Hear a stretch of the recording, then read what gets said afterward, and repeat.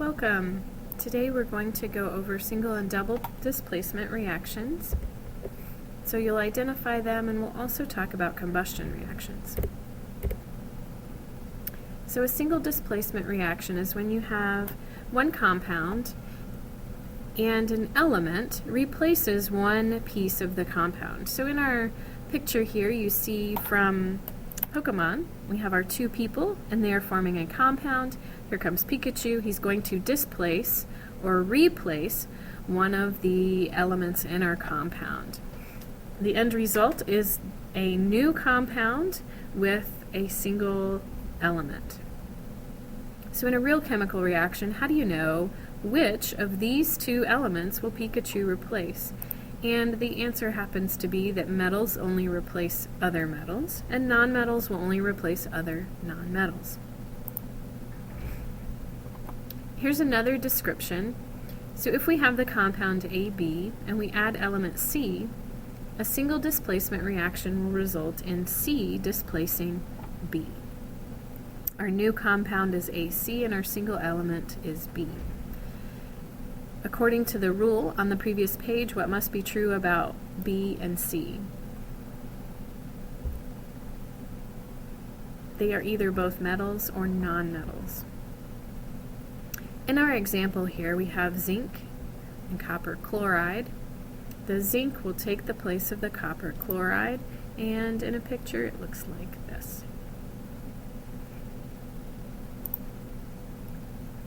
Here's a picture of a single displacement reaction along with a molecular diagram and of course the written symbol expression. We have a lithium metal. Here it's soft and shiny. We add it to water. The chemical reaction occurs. Here the evidence is seen by gas bubbles and gas being given off.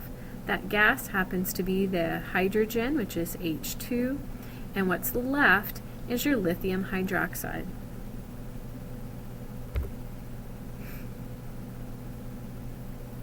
So here you'll write and balance the following reaction. Zinc 2 reacts with hydrochloric acid. Let's do this one together. And let's not forget about our diatomic elements. So zinc 2 plus hydrochloric acid. Here our single element is zinc. It's going to replace our hydrogen. So here's our zinc.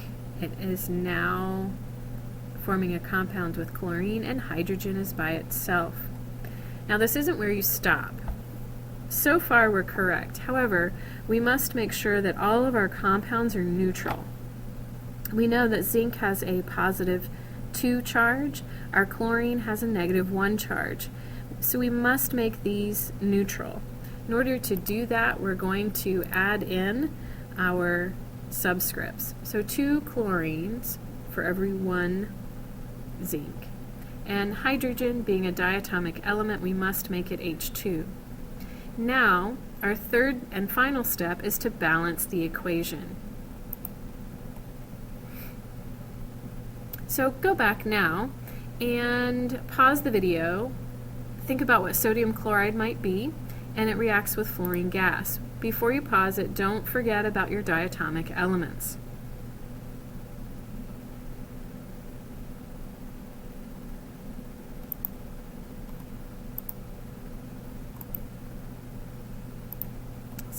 So here's your final answer. Your sodium chloride is here, NaCl, sodium chloride, reacts with fluorine gas.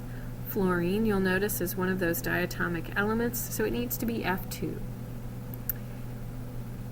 Fluorine is also a nonmetal, so we know that it's going to replace the nonmetal chlorine in this compound. The result is our sodium is now bonded with fluorine, and chlorine is on its own. Making sure this is a neutral compound, we know that Na has a +1 charge, and fluorine has a -1 charge, so it is a neutral compound. Chlorine is one of our diatomic elements, so we must be sure to include the subscript 2. When you balance out the equation, you'll find you need to add a couple of coefficients in here to make the number of elements balance out correctly. A double displacement reaction is similar to a single replacement, except you have two compounds and they are swapping either their nonmetals or their metals, depending on how you look at it. Again, metals can only replace other metals and nonmetals can only replace other nonmetals. So I like this picture, and in this context, with the metals replacing only other metals, it would be saying that the girls can only replace other girls and boys can only replace other boys. So if you wanted to think of the boys as being the metals and the girls as the nonmetals, but you get the idea, and it's kind of a funny picture. Here's the letter description. We have our compound AB and a second compound CD. And you'll notice that D and B have traded places. They've displaced each other, and that's our double displacement. For our magnesium and oxygen, and then calcium and sulfur, this is what we have. We switch our metals, or if you'd like, switch the nonmetals. Depends on how you look at it. This is what you get. So give this one a try.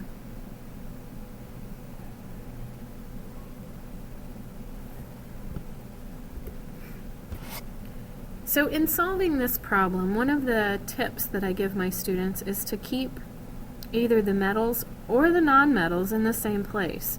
So our metal Ag and Na we kept in the same place. Then we switched our chlorine and our NO3. Now we have to make sure that each new compound is neutral. So using the periodic table, go through and add up the charges, make sure these are neutral, add in any subscripts that you need, and then balance the equation.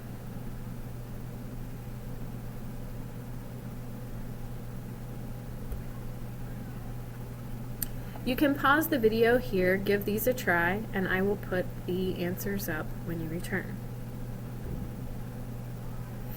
Okay, here we go. Here are the answers. Pause the video and check these. And if you're one of my students, please come in and ask me questions if you missed these.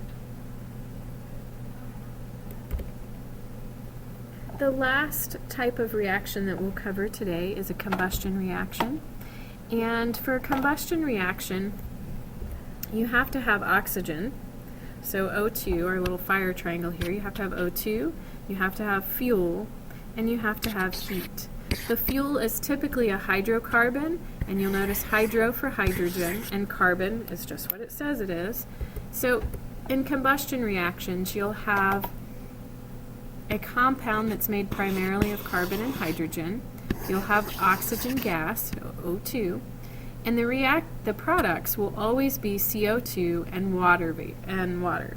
You may have some other products as well, like carbon monoxide or other things, but this will always be sort of the skeleton or the basis, the very basic combustion reaction.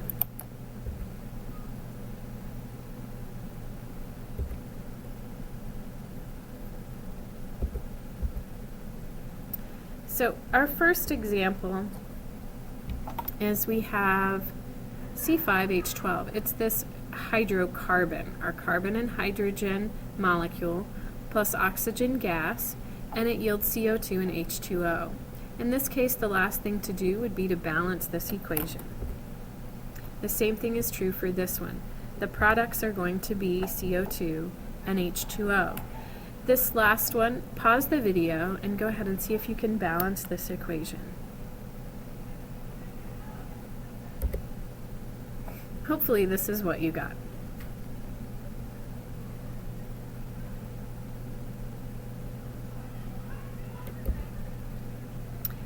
For my class, there's a homework assignment. Please come see me if you have questions.